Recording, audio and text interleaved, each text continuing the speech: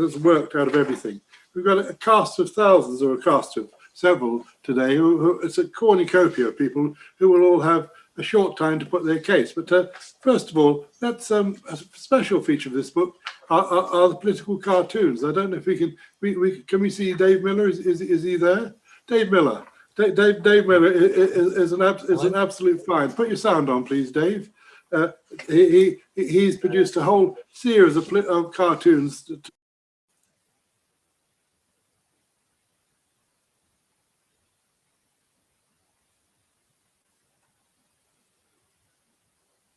Please. Hello. No? Can you hear me? Hello. Would you tell us about your cartoons, please, Dave? Yeah. Can you hear me, John? Yeah. Yes, we can. But go for it. Tell us how you started to do these cartoons. Yeah. Well, these I basically started doing the cartoons when pandemic started at the beginning, and I had a whole lot of pictures. I didn't really know what to do with them, and then I saw John was looking for people to contribute to his to one of his books. So I got in touch, and he liked them, and I changed them, and since then this will be the third book that I've worked on. And Can you share your screen? Can we see some of your cartoons? Yeah, can you see them? Yeah. So month by month, week by week, he charts the progress based on the public record. And there we are. There's some faces you recognise there. Dominic Cummings, Boris is in there somewhere. Matt Hancock's in there, and he actually takes stuff from the public records and turns it into a cartoon strip. I mean, the book is worth buying just for these cartoons alone. And how do you decide what to put in, Dave? How do you decide what to put in? Well, yeah, I just go through each month and just pick out the main themes, and then try to come up with something within each month that sort of tells a bit of story around those themes, really, and maybe a little bit of sort of I don't know, try to look for the continuity and try to find the humor in there, really. Some people say these are rather left wing. Do you accept that charge? Well, I try to be objective, but yeah, I suppose they are a bit left leaning. Yeah, because I am myself. But I have tried to be objective and as factual as possible, and everything's sort of double checked, and so I followed the actual quotes, and pretty much so. So I try not to be too biased. Right, you're going to do a cartoon for us in the course of this program, I hope, which summarises February. I'm in the middle of working on something. Later on, yeah, hopefully, yeah. Okay, all right. So the book is worth buying just for that, right? Okay, first of the many guests. If we go to the great Rod Liddell, who has just joined us. Rod from The Spectator. Rod, you're sort of all over the place on the lockdown, aren't you? I mean, you're skeptic on some, not skeptical on other things. Is that correct? I think you'll find what it's called, John, is dispassionate, and I change according to how the evidence changes, as opposed to some of the people who I dare say you will be hearing from, who probably believe that the virus was cooked up in Boris Johnson's laboratory as a deliberate attempt on the part of the Conservative government to kill everybody. I think it's been pretty much a game of two halves, Gary. I think you can divide it into two between February 2020 and round about early November 2020. I think you could reasonably accuse the government of being dilatory, slow to lock down, desperately slow, paradoxically, to close our borders, given that this was a government, the party which had insisted that Brexit was necessary so we could have control over our borders. But I think they were slow for reasons possibly of incompetence, but possibly also of ideology, in that I think Boris and many of the people who surrounded him at that time were wary of big government intervention in such a thing and disliked the idea of telling the entire country that it had to do things which it did not want to do. I think there were later mistakes. I think the ludicrous July the 4th Independence Day, as it was put, when Britain wakes from its great hibernation, as I think Boris put it at the time, was markedly over-trumped. We shouldn't have done that. It should have been a more gradual easing from lockdown. I didn't agree with Rishi Sunak's eat out to help out policy. I thought it was absurd, not least because it came in the week that the government launched its obesity strategy, which is almost certainly the cause of the parlous death rate which we've had in this country. And I wasn't convinced by the tiers either, largely because I think it confused the public. So I think there was that. And then I think since then, you would have to say that the government has upped its game a little bit. It was certainly, and you can take this back to July, if you like, when Matt Hancock and the government began organising the delivery of vaccines to this country. It is incontestable, I would say, to the other contributors to this to this discussion. It is utterly incontestable that us not being in the European Union has enabled us to recover from this pandemic far, far quicker than those countries which are in the European Union. Whatever other problems you may have with Brexit, that is utterly incontestable. And I think the government has done a fairly good job of getting the vaccine, through the genius of the scientists, obviously, but of getting the vaccine organised, shipped out and tested. I think it's got a harder job selling the vaccine to those people who are not either A, obedient, like the elderly, or B, at risk, like the elderly. So I think that the take-up rate will reduce quite considerably in the next month or so, and that may be a problem for the future. On lockdown, I don't know about lockdown. The evidence seems to be contrary. The World Health Organization seems to think the lockdown doesn't work, that the only thing it does is delay the issue.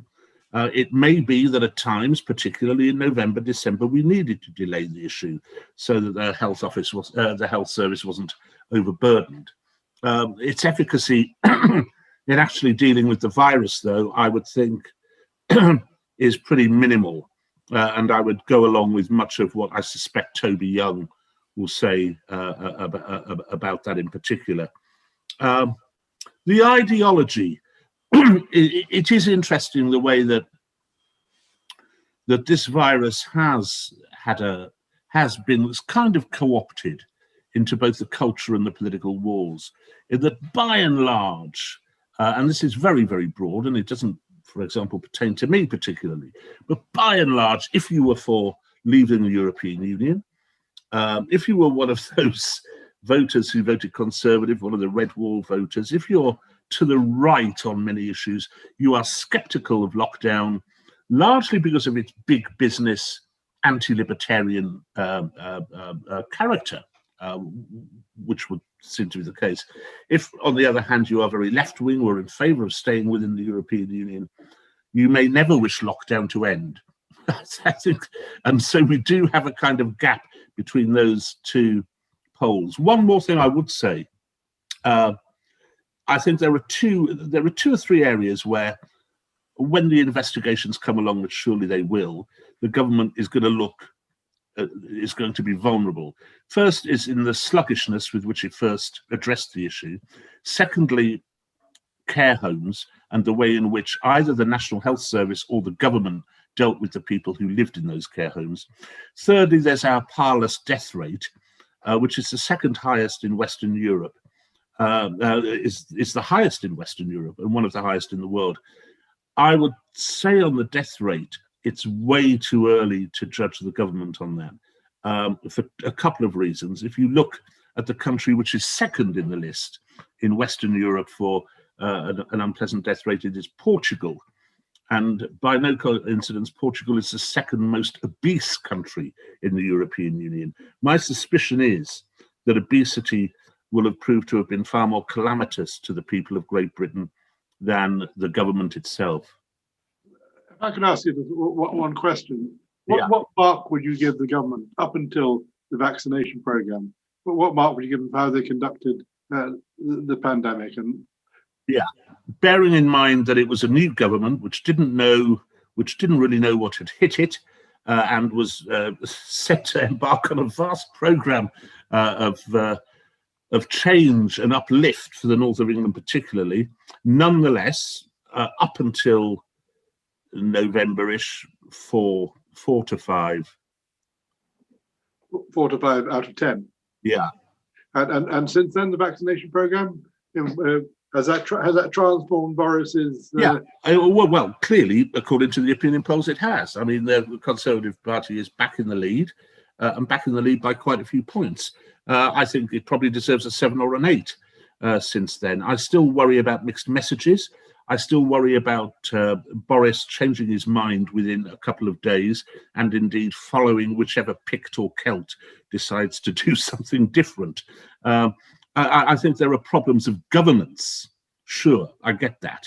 But I think that by and large, the most important thing at the moment is we get the vaccine out and rolling, and we've done better than anyone else in the world, with the possible exception of the United Arab Emirates.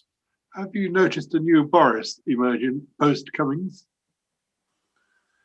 Yes, I mean, I think that's an important point, John, to be honest. I think that the dilatory nature of the government changed markedly once Boris had copped the virus. I think that was immediately evident. Since then, I don't see much change. I still think there's been too much flim-flamming, pussyfooting, flip-flopping, call it whatever you will, and too often Boris is prepared to do the precise opposite of what he said he was going to do a week previously. I don't think that gives the government a great deal of credibility with the public. But that being said, we are working our way towards a kind of, if not sunlit upland, then at least an upland, and we will be ahead of the rest of Europe in doing that. And will the CRG triumph in the end? The coronavirus recovery group, will they triumph in the end? Will triumph in the end? I don't know. I don't know. I mean, I think there are huge questions which we can ask not only of the government but also of ourselves in the media. Partly our lack of scientific understanding, and partly our inability to gauge levels of risk. And I think the government also needs to learn that as well. And I think it's something which I'm sure Toby will deal with, that I don't think people do grasp the different rates of risk that there are. When you look at I don't know who B is. Who's that? Never mind. Quite interested to hear her. No, let's move on if we can, Rod, because it's going to be very, very fast-moving program. This one. Let's move on, if we can, to David Banks, the former editor of the Daily Mirror. Banksy, are you there and are you up? I'm here. Right, David Banks lives in North always a very difficult thing to do. Formerly editor of the Mirror, formerly editor of the New York Daily News, who's written a very, very good chapter about life in his one village during the pandemic. How are people cope, Banksy? Well, I'm here to speak for the sunlit uplands of Northumberland, which is about as far north in England as you can go. And listening to Rod, I'm here to represent the obese and as a near neighbour of the Celts and Picts. I think communities in rural areas have done a good sight better out of the pandemic than you in the metropolis have. I think it's bound together, our community. I speak in a parish that is a parish of six villages, very small, almost hamlets by and large. A couple of village shops, a couple of pubs, one or two part-time post offices, that sort of community to which I now belong. And by and large, and it's a great farming community, of course, by and large, we've done reasonably well. We've watched the rest of the country south of us get itself into all sorts of twists and knots because of the perceived inactivity of the government or its reluctance to operate and to make decisions. And while we have actually got on with life quite well, local shops have prospered, and the community has prospered in a way that I would say it's been brought together. Sounds like a cliche, but it has been brought together very quickly. All of those villages I mentioned formed COVID support groups to look after people like me, the elderly and the vulnerable. Shopping was delivered, chemist runs were made for older people. It's been incredibly heartening. It's a different story, I think, from the story you are hearing and will hear from people in cities and urban areas.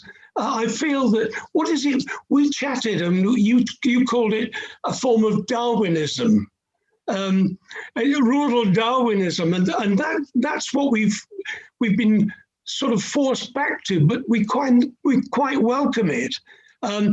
It's been difficult because the pubs have closed and the village halls can't operate because we're under this lockdown. But by and large, lockdown hasn't killed anyone. It's protected us, and I think we've appreciated that. What's it taught you about humanity? Lockdown in your village? Oh, in my parish, in my village, it's taught me a great deal about humanity. I knew there were good people here. I didn't know quite how good they are. They've been brilliant. I'm getting on myself now, and I'm a bit vulnerable because I've got a number of disorders like obesity that Rod mentioned, and type 2 diabetes, and a whiff of leukemia, that sort of thing. So I kind of need caring for. My wife does it brilliantly, but our neighborhood has been fantastic, and the community locally has been very much strengthened by the experience. We want it to be over, of course, but I think we've got strong through it. Now, would you like to put a quick plug in for your newspaper, your online newspaper, The Clarion, which is a superb read? That's very kind of you. As you mentioned very kindly that I'd edited The Mirror, and I worked on both tabloids in New York, and I edited a paper or two in Australia. But I came back to The Mirror, and I was kind of retired from it by illness in a way, and great age, of course. But I now write as a columnist, and I edit voiceofthenorth.net, which and it incorporates my old village or parish newspaper, The Clarion, and it's very successful. Now we've put it online. It's tremendously successful, and I put myself back in the role of cub reporter, I suppose.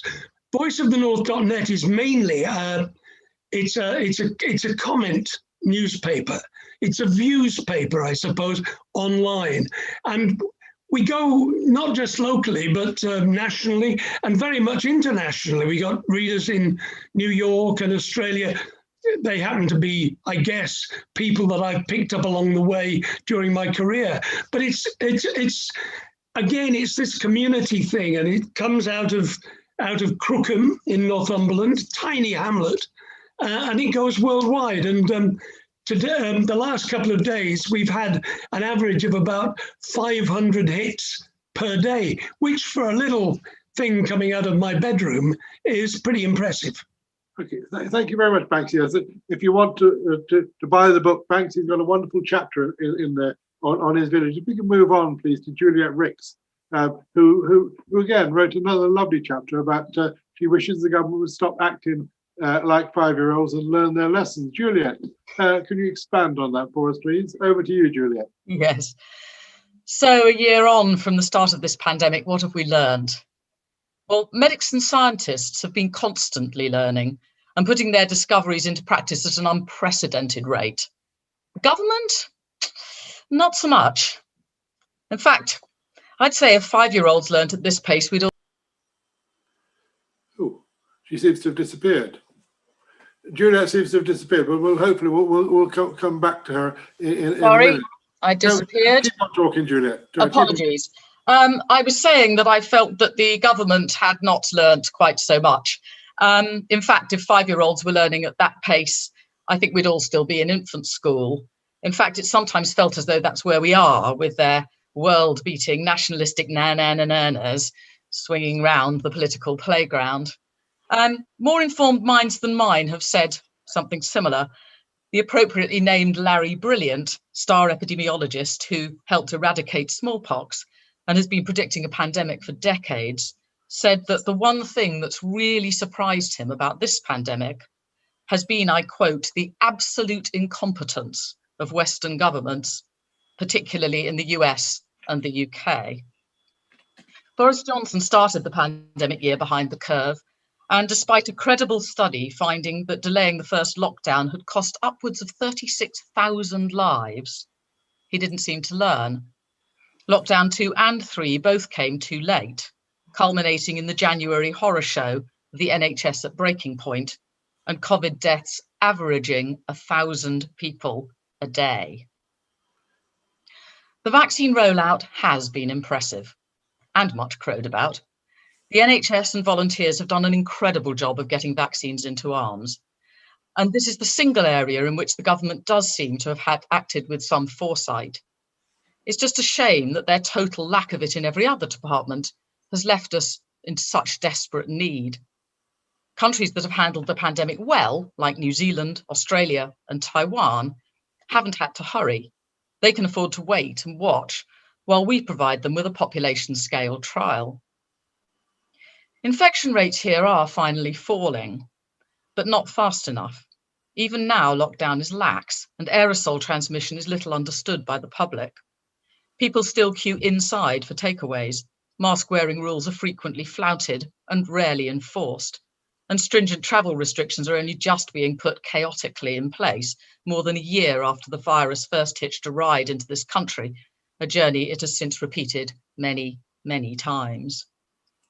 The government squandered some of the gains from months of lockdown and 800 million quid on Eat Out to help out.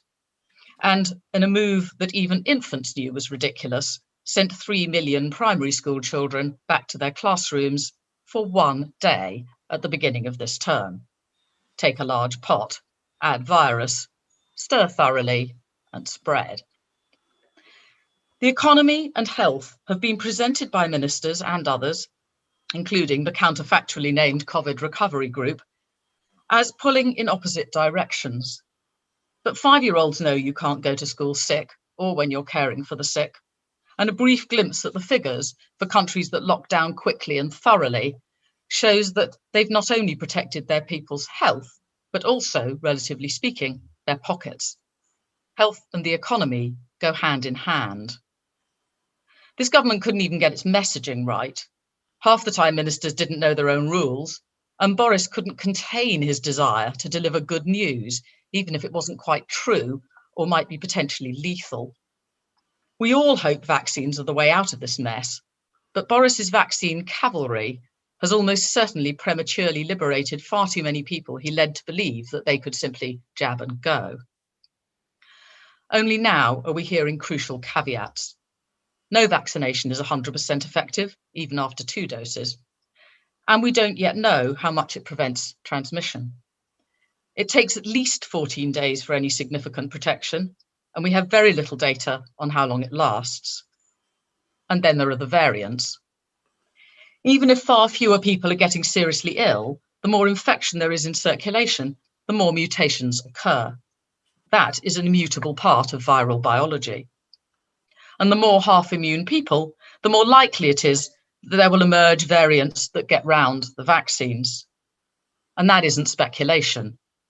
That's an issue in the here and now, with the South African variant, a further mutation to the Kent variant, and others of concern. The growing threat to Boris's cavalry has perhaps been a sobering moment for the government.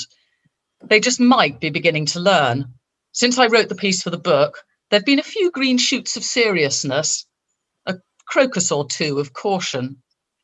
Ministers might even be ready to move up into the juniors next term, but there's a way to go. As he announced his lockdown lifting roadmap 2 days ago, Boris nodded in the direction of scientific advice, but once again failed to actually follow it. He said the process would be driven by data, not dates, before presenting a timetable structured not around data, but dates. The first of these is March the 8th, when all children go back to school because everyone agrees that kids need to learn. We must hope that the government follows their lead and finally starts to learn the lessons of the last year, so we don't have to suffer another tragic year of mistakes. Thank you. Now, Rod gave the government a score of 4 or 5 out of 10 for the last year. What score would you give them? That's up until vaccination. Vaccines aside? Yes. 2. 2 out of 10. Okay. Thank you very much. Now, to Vicky Price. Vicky Price used to be the Chief Government Economic Advisor, Professor Vicky Price. She'll be talking about the magic money tree, or is it the magic money forest? Hopefully she's there, that Rishi Sunak has generated. I think the borrowing figure is 280 billion, but Vicky will enlighten us that. Vicky, what's it all cost? It's cost a lot of money, and it's also cost us a lot in terms of growth in the economy. There's no doubt about that. And I do agree with what we heard from Juliet just now in relation to going into lockdown a bit late. The fact that we did go into lockdown a bit late has also meant that we suffered a much sharper fall than many other countries, which has started it earlier. There one mentioned China, of course, which actually managed to achieve positive growth in 2020, amazingly. But of course, lots of other countries, including a number of the European countries that Rod Liddle thought perhaps were doing worse than us, but actually they've fallen a lot less in terms of GDP than we have, with the exception of Spain. So if you look across Europe, we have had the sharpest decline in GDP of 9.9% if you look at the bigger countries. And if you look at what may happen in the future, even though we are now seeing some signs that the end of the downturn is near, we're still going to grow more slowly than other countries in the future, Brexit or no Brexit. And we're not going to catch up, according to most estimates, with where we were pre-pandemic before sometime in the middle of 2022, which is a long time to wait. So first of all, there's been a cost in terms of growth. Second, there's been a huge cost in terms of government borrowing, which I think you hinted at, John. That has gone up very significantly. Now, I'm one of the people who believe, and I think most economists would say, that health and the economy are very closely interlinked. So you can't have one and not have the other. Not having had lockdowns would have been a serious problem, because the issues that we have been encountering with the spread of infections every time we unlocked would have certainly have affected confidence, business confidence, very negatively. And of course, people would not have wanted to go out to work to the extent that we would have liked them to, perhaps, if we wanted the economy to carry on going. But we did, of course, stop both supply and demand. It was a very unusual type of recession that we had during 2020, with this 20% fall that happened in the second quarter, where we stopped people going out to work, and we stopped people, to a considerable extent, also spending. Many sectors, of course, in the later lockdowns did operate properly. So manufacturing that was closed at the beginning of the lockdown periods was then allowed to resume later and did not close when the new lockdowns came. Similarly with construction, which has seen, along with manufacturing, a positive growth, except for the last month, every month since the summer. That has, of course, allowed the recovery to take place. It's also allowed, despite the fact that we slowed down very significantly in the fourth quarter, the quarter not to see another fall in GDP. So unlike Europe overall, countries differ there, we're not in technical recession, because there is no doubt that this quarter, because of the new lockdowns, will see a fall in GDP. But even that fall is not likely to be anything like as severe as we saw before, because we have kept so much of the economy still going, which of course includes not only the public sector, health and so on. It includes lots of IT companies. We kept the banks open. We have kept, as I said, manufacturing and construction. House building has boomed, helped of course by the stamp duty decrease that we saw for houses under 500,000. And people have had quite a lot of money in their pockets because the government has intervened very significantly with the furlough scheme, but also in other ways to ensure that workers were kept on payrolls, and B, of course, that companies didn't suffer as much as they would otherwise have done by all sorts of extensions to repayment methods, but also cheap loans guaranteed by the government. They didn't have to start paying them back or even any interest for a while, and also business rates relief and grants, of course, for smaller firms. So sectors have continued to at least survive, even though we know the screams from the creative sector, sports, and etc., all those venues that we all used to go out to, the retail sector, pubs, hospitality, still in trouble and won't actually open for a while fully. So we're not going to see them bouncing back very quickly, which means that the government has had to borrow and borrow and borrow. First of all, you have the fiscal stabilizers, the automatic fiscal stabilizers. You have a slowdown in growth, as we did in 2020. What you end up doing is you, of course, collect a lot less in terms of revenues, even though in some cases they've kept surprisingly high, but overall you collect less and you have more to spend in terms of keeping people who are unemployed going. That's the normal course of events, and that's about 100 billion, which has cost the government because of this slowdown. Hopefully some of that will disappear when we get into the next financial year. In addition, the furlough scheme, the business rate relief, the VAT reductions that we've seen in some sectors already, the stamp duty reduction that I mentioned, for example, the extension of universal credits by an extra £20 a week. So all the support that has been given has been very significant, and that is likely to reach something like 400 billion of borrowing for this financial year as a whole. This compares with 55 billion that had been forecast for this year originally, which included a large chunk going into the health service, and 55 billion we borrowed last year.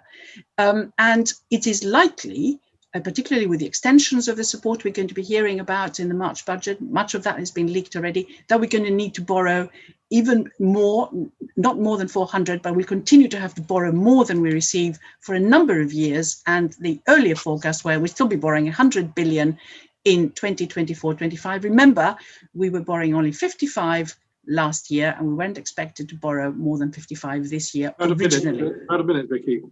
Okay, so does it matter? My answer is no.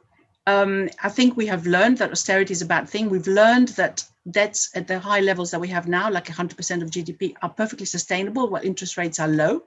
The UK had to move to make up for the slowness of lockdowns. I think what the Chancellor has done so far, despite wasting some of the money on track and trace and PPE that didn't necessarily work, as we know, and contracts that are now being looked at more carefully, had to intervene. And I think we are going to be seeing the government still being prepared to carry on doing so for a while and pushing the economy upwards, hopefully. I think they've done the right thing.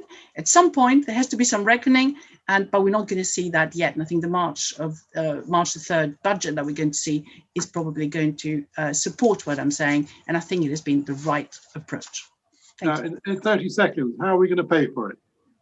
Are we going to carry on borrowing? I mean, you did mention the magic money tree.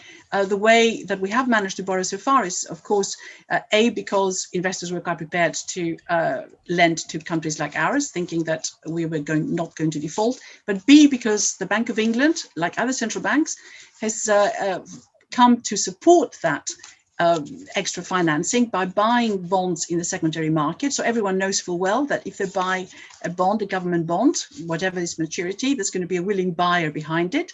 And we've had an expansion of quantitative easing by the Bank of England of something like 450 billion, which is more or less what the government needs to borrow this financial year. So yes, a money magic tree, there very much is one. Thank you very much, Vicky. Now, this session is about different points of view. Toby Young runs, amongst his other activities, a group called Lockdown Skeptics. And Toby's like Marmite. If we can go to Toby, at least one person's pulled out of this session because they wouldn't appear with Toby. But Toby, why are you a lockdown skeptic? Over to you. Over to Toby Young, please. Is he still there? Hello, is Toby Young there? Can you hear me, David? I mean, Yes, John, I John. can hear you. Fire away, Toby. Right. Go on. Yeah, sorry. Why are you a skeptic? Just to be clear, you said I run a group called Lockdown Skeptics. It's a daily blog. It's lockdownskeptics.org for anyone who's interested. We produce these voluminous daily updates summarizing all the latest COVID news, but through a skeptical lens. We're not COVID deniers. We don't think it's no worse than seasonal flu. We don't think it has any connection with 5G. It's mainly very thoughtful, well-educated, often people with a scientific background commenting skeptically about the latest COVID news. Just a couple of points in response to things that have been said. Julia, I thought, was unduly skeptical about the efficacy of the vaccines. I was a little bit skeptical at first, but having looked at the data following the rollout of the vaccine in Israel in particular, I'm now persuaded that the Pfizer and AstraZeneca vaccines are very, very effective at preventing hospitalizations and deaths from COVID-19. So the data suggests that the AstraZeneca vaccine is 100% effective. In Israel, over 500,000 people have had either 1 or 2 doses of the Pfizer vaccine. That's over 500,000, and there hasn't been a single death in that population that's been vaccinated. So while I can understand why she might have been nervous about the efficacy of those vaccines to begin with, I think the data that's emerging from the rollout suggests that they are incredibly effective at preventing fatalities from this disease. I think Vicky said just now that she thought one of the mistakes the UK government had made was to go into a national lockdown too late. And that's certainly a common theme of many criticisms of the government. Sorry about that, Bell. I don't know what's causing it. It's remotely activated. And I think the problem with that criticism of the government is that it assumes that the lockdown imposed last March was effective in preventing COVID deaths, and that had we not locked down, the alarmist predictions of the modelling team in Imperial College and elsewhere would have come true.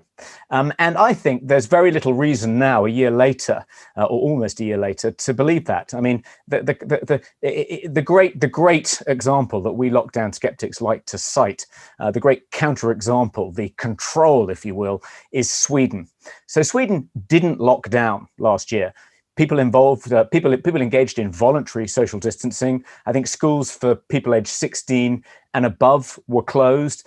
Large mass gatherings were banned. But for the most part, the restrictions they had to endure were far, far less draconian than us. And most of their behavior modification was voluntary. And Sweden has a lower number of COVID deaths per million than we do. If you look at the all-cause mortality in Sweden for 2020, it had exactly, and I mean exactly, the same number of deaths per capita as the EU average. But every other country in the EU locked down. Sweden's experience suggests that the lockdown, counterintuitively, didn't do anything, or very little anyway, to prevent the transmission of the virus, hospitalizations and deaths. So the argument that we locked down too late, and had we locked down sooner, we'd have experienced far fewer deaths, I don't think stands up to a forensic examination of the data 11 months later. I'll just give you one other example, which seems to give the lie to the claim that had we locked down earlier, we would have had fewer deaths. Florida in the United States, Governor DeSantis was widely criticized for lifting the lockdown too early and for refusing to lock down again after September 25th. Since September 25th, the stay-at-home order in Florida has been lifted. All businesses are open. Children are back at school. Colleges have reopened, and Florida hasn't experienced a more devastating second wave of the virus than other states that have locked down, like California. And actually, the number of COVID deaths per million in Florida since last September is below the US average. And if in fact you can go further and look at all 11 US states that didn't impose another lockdown last winter, and the average deaths, but I think that the number of deaths per capita from COVID in those 11 US states that didn't lock down is actually lower than in those 39 that did. So the evidence that lockdowns are effective is pretty threadbare. I was just going to go on to say one more thing before you cross-examine me, if that's all right. Sure. David said that lockdowns have killed no one, and I would beg to differ. There was a paper published by Civitas last December, written by Tim Knox, former head of the Centre for Policy Studies, and Jim McConaughey. And they estimated, I think quite conservatively, that the number of people who are going to die unnecessarily as a result of postponed appointments for cancer treatment and other diseases is 20,000. I think that's conservative. But go beyond that. A professor of risk management, Philip Thomas at Bristol University, he calculates that the economic harm, which Vicky was just talking about, I mean, the projection is that our deficit for 2021 is going to be 420 billion. And our grandchildren are going to be paying that off. The UK economy contracted by almost 10% last year, which is the largest contraction in GDP, I think, since the beginning of the 18th century. And that was caused by the Great Frost. Unemployment is predicted by the Treasury to increase to 2.6 million later this year. That isn't just harm to the economy. As Vicky said, public health and economic health are inextricably linked. And Philip Thomas at Bristol has calculated that the economic impact, and it is an impact of the lockdowns, not the pandemic, because Sweden's economy, where there's been no lockdown, only shrunk by about 2.5% compared to Britain's 10% last year. The economic impact, Philip Thomas has calculated, of the lockdown on the UK will be to foreshorten every UK citizen's life by, on average, 4 months.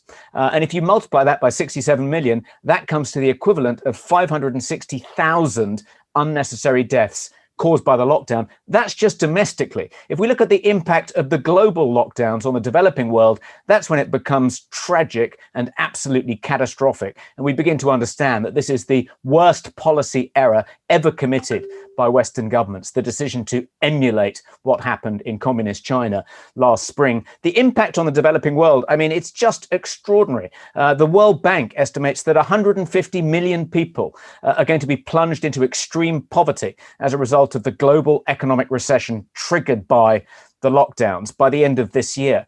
Shannetra Gupta, professor of theoretical epidemiology at Oxford, estimates that 130 million people in the developing world are going to die unnecessarily of starvation, thanks to the impact of the global lockdown. So it's naive to think that lockdowns killed no one. It's going to kill hundreds of millions. Now, my cross-examination is one quick question. Boris invites you in. He says, Toby, you've got 15 seconds to convince me a libertarian point of view on the lockdown. Your 15 seconds starts now. Talk to Boris. Boris, the reason I've supported you and campaigned for you all my life, since the moment I met you at Oxford over 35 years ago, is because I've always been confident that you are at heart a liberty-loving Brit. You are in the great tradition of Sid James and George Orwell and Frankie Howard. And that's why I've always loved you. I've always thought you embodied that cavalier spirit in the British character, not the puritanical spirit. You should have stuck to your guns last March. You should have started out, you should have continued as you started out instead of panicking and doing a U-turn. Please recover your instincts. Get back in touch with that conservative I know is in there and lift this sodding lockdown. Thank you, Toby. Right, moving on if we can. This is a fast-moving little program. The British press have covered themselves in a bit of glory, or maybe not a bit of glory. Paul Connew was the editor of the Sunday Mirror, is now a media commentator. Paul, give us a short summary of how you think the press has done, and particularly on libertarianism.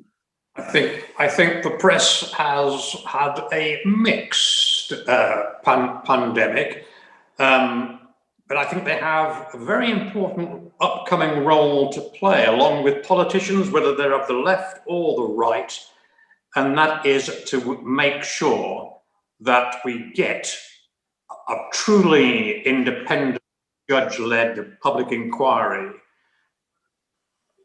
as soon now as possible. I get the feeling that there are those in the cabinet who would like to kick that public inquiry into the long grass for as long as possible, and are also hoping that the undoubted success so far, anyway, of the vaccine procurement rollout program, for which the Prime Minister deservedly takes a share of the credit, will actually somehow immunize the government from the life-costing blunders, through much of 2020. You won't be surprised to know that I rather disagree on the issue that was being made before, on pandemic controls by Toby.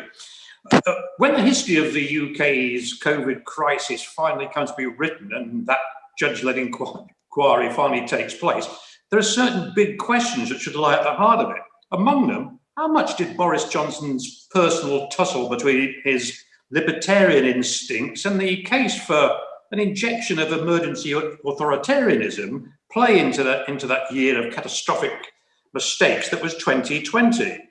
How much did Boris's belief in British, or perhaps more accurately English, exceptionalism help chalk up the world's worst per capita death rate in December and the worst economic damage of any G7 nation?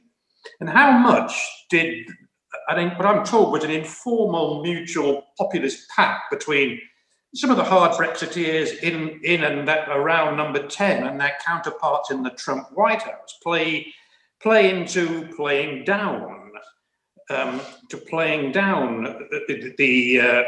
early stages of COVID-19 and rather bigging up talk of that mythical US-UK super trade deal?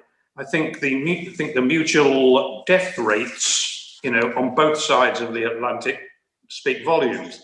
And if there's two words that capture the Johnson government's pandemic record, apart from the vaccine procurement success, those two words, in big bold capitals, are too late.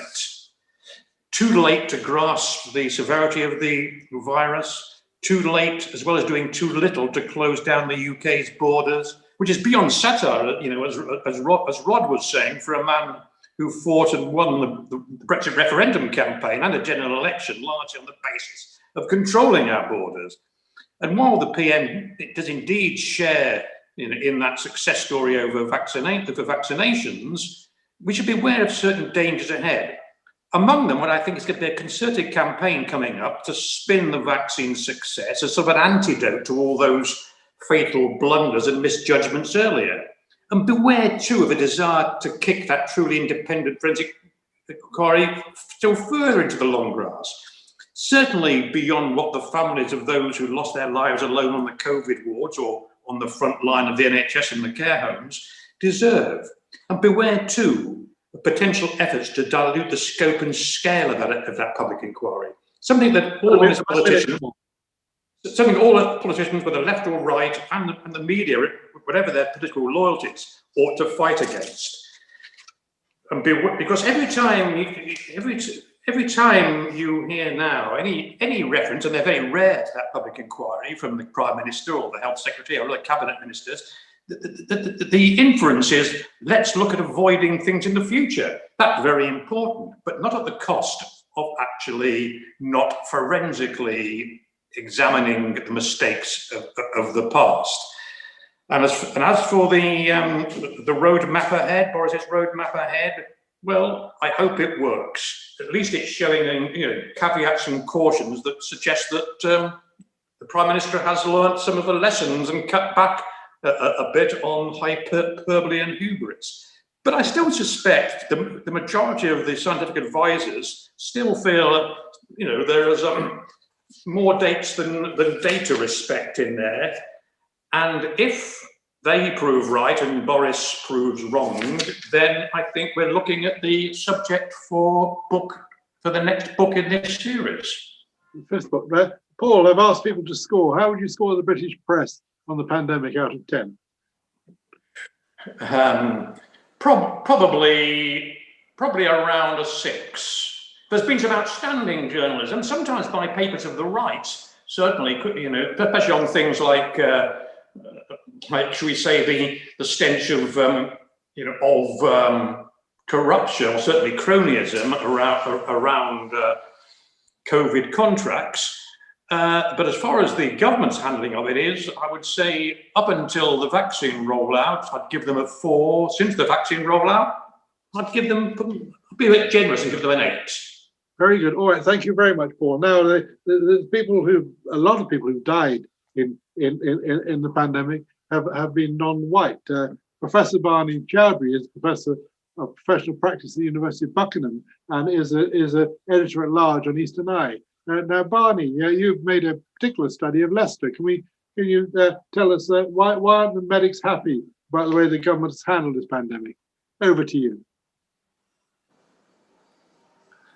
Hello, Barney. Calling Barney. Are you there? If not, if Barney's not there, we can move on and come back to him. Andrew Beck, who's the China specialist. Andrew, you've got a particular point of view on the three different leaders. Can you share that with us, please? Yeah, thank you, John. It's grotesque to regard a global pandemic as a gladiatorial contest between superpowers, and it's invidious to reduce the complexities of contemporary national governments to the tired old narrative of big men. But nevertheless, that's how the performance of the UK, the US, and China have come to be regarded. That said, how did Johnson, Trump, and Xi do? Well, Boris Johnson could have had a good pandemic. By December 2019, he was finally UK Prime Minister in his own right with a huge parliamentary majority. But he squandered the early months of his premiership and paid scant attention to the warnings coming particularly from Italy. At every stage of the pandemic's progress, his libertarianism and misplaced desire not to be the bearer of bad tidings has meant that any action has been taken too little, too late, and with too many exemptions. The proven formula for dealing effectively with COVID-19 is test, track, trace, isolate, and support, all 5 elements. What's appalling about the UK's response is that in spring 2020, nearly all of these elements were in place.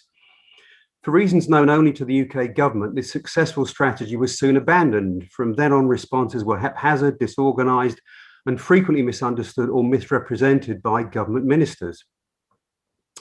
To Trump, however far-fetched they became, no Homeland or House of Cards storyline could ever equal the narrative of Trump's one-term presidency. Having worked himself into a Twitter frenzy towards the end of the 2020 election, claiming that figures for US COVID-19 deaths were fake news, Trump barely acknowledged coronavirus in the dying days of his presidency.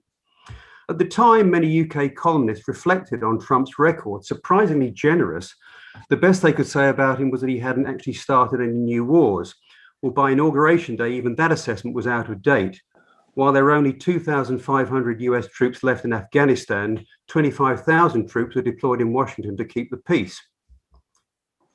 The 2002 outbreak and spread of SARS affected 29 countries worldwide, with 6.6% of global fatalities recorded in China and 21.1% in Taiwan. Both vowed to learn hard lessons from this and to create comprehensive strategies for coping with any future outbreak. So on the 23 January 2020, the Chinese government passed a host of social distancing measures. They closed schools, universities, government offices, libraries, museums, and factories, cancelled or postponed large public events, limited physical contact, and isolated and supported people with COVID-19. Public transport was greatly reduced and all trans-provincial bus routes were taken out of service. In China, much of the burden of containment and control of the virus was delivered by distinctly old-fashioned human technology. Communities policed themselves to ensure everyone had their temperatures taken, outbreaks of illness were reported, and people isolating were supported appropriately with, for instance, food or medical prescription deliveries.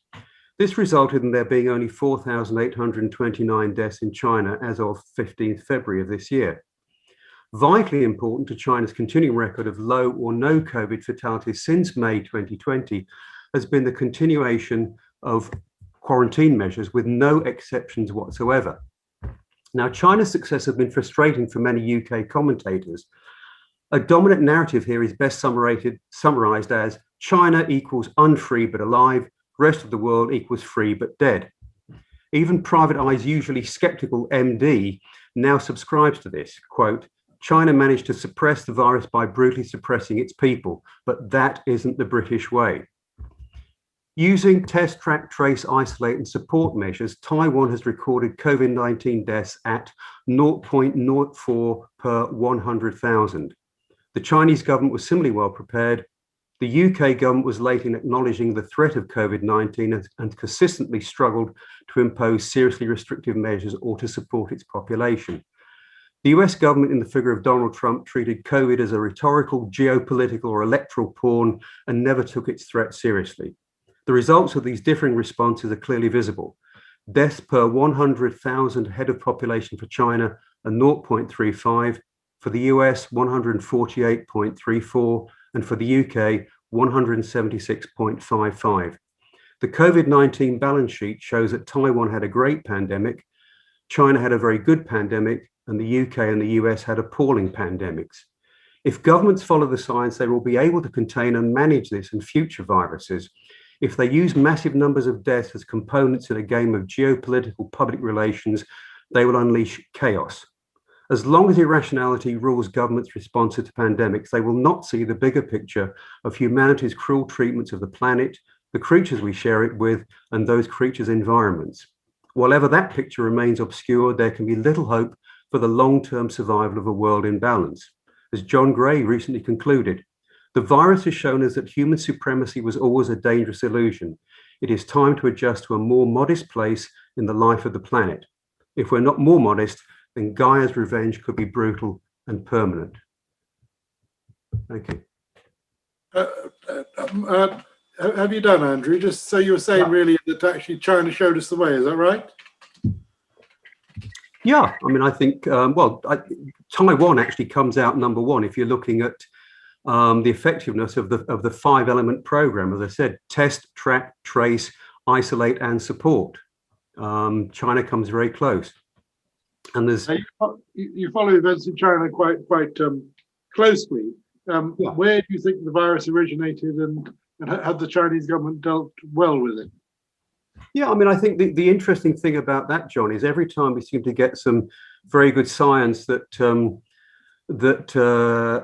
discovers, an outbreak of the virus in somewhere other than China, predating the Wuhan outbreak, then we get some other nonsensical story comes up, or we get some kind of diversionary tactics going on there.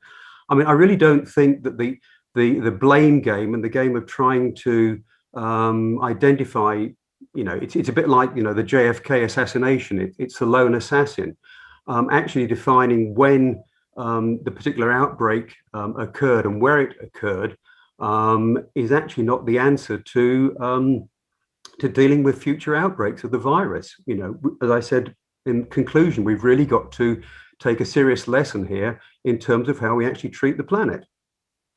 Okay, thank you, Andrew. Now I'm hoping we'll be able to go to New York City now and to Angela Anti-Wasato, who's spent some of a pandemic in the UK and some of it in the USA. Angela, are you there? If you are there, would you join us and tell us how America is coping? Yes, hi. I know. Sorry about my last name. I know it's very complicated to pronounce. It's Ante Tommaso anyway. Obviously, it's an Italian name. And yes, I'm here in New York now, and I've been for the last year actually. I arrived in the US just the day they were shutting the borders from London. I was in London obviously before, and I've been going through the whole pandemic from New York, which means that the day after I arrived, basically they shut everything, and we started this lockdown that we were talking about. And it was terrible. The first 2 months were absolutely tragic. I mean, wailing of ambulance sirens, 24/7, and lots of deaths, as you know. Hospitals absolutely full. And you have seen the pictures, you heard the news. Over 22,000 deaths in New York alone in the past March and April last year. I had to say that regarding the lockdown that Toby was talking about before, I wanted to talk about my experience. Obviously, I absolutely hate the lockdown. It has been terrible for everyone. But I have to say that in New York, what I have seen is that the initial lockdown and then the mandate mask has saved life and mostly has saved our freedom. Obviously, I'm very close to London. I've been living 20 years in London. So I follow, and also to my friends, not only to the news, whatever is happening there. And I know that what's happening now in London is that there is these strict rules that obviously were not there at the very beginning, as we've all been discussing in this last hour. Here in New York, what we had was a terrible 2.5 months, absolutely nightmare. And then the mask mandate just to be able to go out. Mask mandate means that indoors, outdoors, even to go out in the streets, to go out in the park, you need to wear a mask. And this has been going on now for 11 months, no stop. New Yorkers have been wearing a mask, and this has saved, as I said, not only lives. The situation is much better now here than in the rest of the US, actually, because, you know, the numbers in America are absolutely terrible. But also this has saved lots of freedom. I mean, we had, you know, in July, we had the Black Lives Matter demonstrations, and where people one on top of the other fighting with each other. Numbers went up. I mean, infections went up, but at the same time, they were very masked. And we have enjoyed, you know, a summer. We have had, you know, even the holidays in, you know, Thanksgiving and, you know, the Christmas holidays. We still had lots of freedom. Restaurants are open, even if partially open. Restaurants can have people hang around in the streets, and there are people, you know, it has been -5 degrees in the past few days here. It's been snowing. And people are still sitting in restaurants and having lunch outside. And now, obviously, they're open outside, inside as well, indoors. And theaters are reopening, cinemas are reopening, schools have been open. And I think that this mask mandate has done a real lot. Now, just to get to the bottom of this, this was the idea of Andrew Cuomo, the governor of New York State. He has done really good when it comes to this, even if now, you know, as we probably know, as you probably know in London, he has fallen off grace because, you know, he hid some of the numbers in nursing homes, and there were really thousands of deaths in nursing homes. So this has been really handled very, very badly. But I think that New York State has been handling things, pandemic, much better than most. And I can speak from my own experience. Obviously, Trump's legacy, what is important here is to see how Trump managed to handle this. So no lockdowns, no mask mandate. He went on with electoral rallies, and we went on having meetings with these people, you know, without wearing masks and anything. And we know that this didn't really help much. And America is split. Obviously, you know, having a lockdown, having to wear masks, nobody wants that. At the same time, I think that in a way, things could improve with that. And I am comparing to the UK, to the rest of US, to my country, Italy, where obviously, you know, we know it's been the most hit country at the very beginning of this pandemic, after China, obviously. So the situation is still very bad to halt, but here we have lots of freedom that I know that is not there in all of Europe, actually, and probably now not even in the rest of the United States, because with the Biden administration, things have changed a lot. Just to say one more thing, and then, you know, I leave it to you, John, if you want to ask something. The vaccine rollout is lower than in the UK here at the moment, but is going on, is going forward, and the situation is definitely improving. And so we also have a plan that, you know, people will start to possibly get out more and whatever. But I can tell you that here life now is almost back to normal. Probably is not back to normal from what we know of New York, with people, you know, just like being totally you know, on top of each other in the streets and everything, but life is actually back to normal now. So 1 year from the pandemic, the situation is definitely improving. I'm not sure how much Trump had to do with it. I can say that it was more to do with what Andrew Cuomo did, Governor Andrew Cuomo did, but yeah, this is where we are here. In the US, there are still plenty of deaths and plenty of infections. John, yes. How shocked are people, Angela, by 500,000 deaths in the USA? It's pretty bad. It's pretty bad because, as you said, just in the past few days, you know, the US went over, you know, past the 500,000 deaths, and this is really terrible. If you consider that, you know, there are 330 million people here, so we still have one of the very, very, very highest, you know, death rates in the world. and also obviously infection rates. We have seen days when there were even 3, 4, 5,000 deaths, not all infections. Infections are in the probably, something like, over 100,000 a day and everything, but we are talking about deaths here. So 3,000, 4,000 deaths a day, which is more per day than the Twin Towers, disaster. So just imagine what's happening here. That is a shock, John. Yes. More than died in the Second World War, I believe. More. Absolutely. Yes, Okay. the Second War, the both wars, and also Vietnam included. This 500,000 marks is terrible because it's really a very, very sad moment, and we are not out of it. But we hope we will. Right. Thank you very much, Angela. Now, finally, let's go back to David Miller, who we saw at the beginning of this program with his cartoons of the pandemic, his cartoon strips. David Miller, I hope you're there. Can we perhaps now see your very latest cartoon based in February? If you'd like to show it to us, please. Over to you. Yeah. Let me just. Are we there? So basically, I've done a page Here we are. for Right, let's see that. Yeah. You see, yeah. Page for January and for February. So, as I said earlier on, this book is worth buying just for Dave Miller's cartoons. Look at it. He actually chronicles the pandemic all the way through. He's got all the main people. If you want to find out what's happening, go and read Dave Miller. It's up until the 20th of February. This right.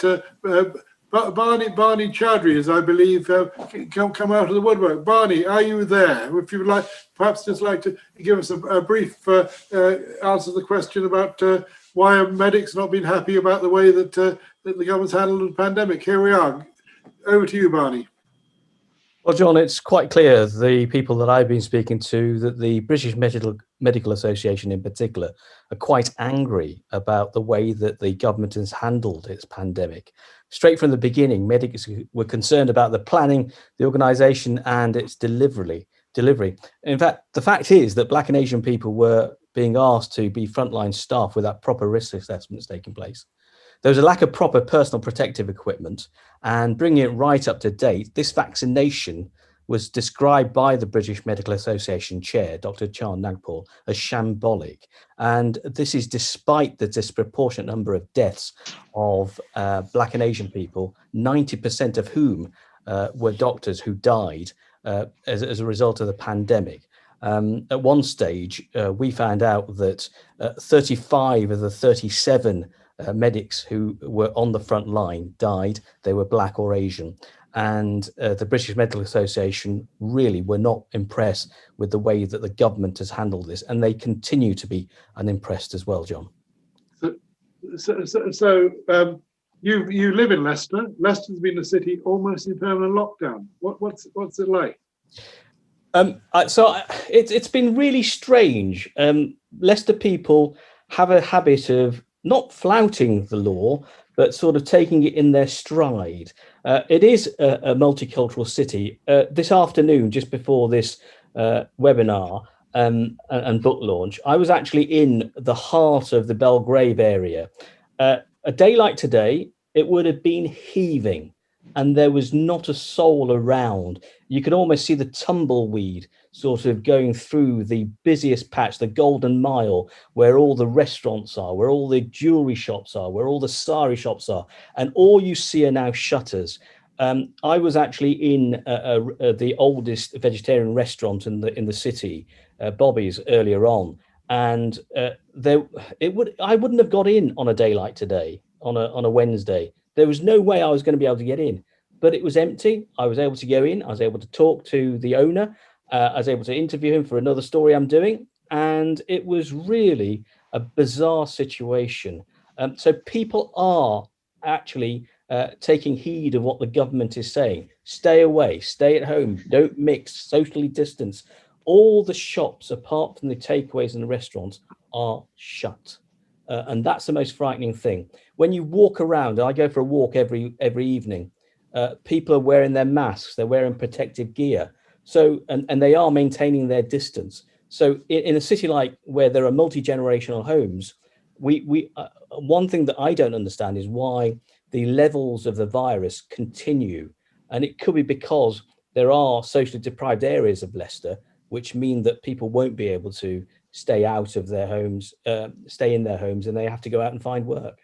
But now Boris Johnson invites you to Downing Street and says, "No, Barney, you're British Asian. How do I persuade all the British Asians to have a vaccine?" Can you give me the answer in 30 seconds, please? Well, first of all, make sure that you get your messaging absolutely right. Second of all, if you don't understand the fact that you cannot do it from London, that you have to set up centres elsewhere, then you're not a very good leader. And the third and final thing I would say to him is keep on making sure that you get the so-called community leaders and the religious leaders on board. If you don't do that, you ain't going to get anything done. We've seen that with all the temples and all the mosques and all the churches, which have become makeshift vaccination centres. That's the way to do it. Okay, thank you. It's good to have you on eventually. But now we're 10 or so minutes over, so if we could finish off finally with the book plug. The book is called, published by Bite Size. It's available in Amazon and other places. Please buy it. You've seen some of the authors and some of the non-authors. This video you can see forever and a day on YouTube. But that's it. Thank you very much. If you stayed with us for an hour and 10 minutes, well done. And that's it. Good night.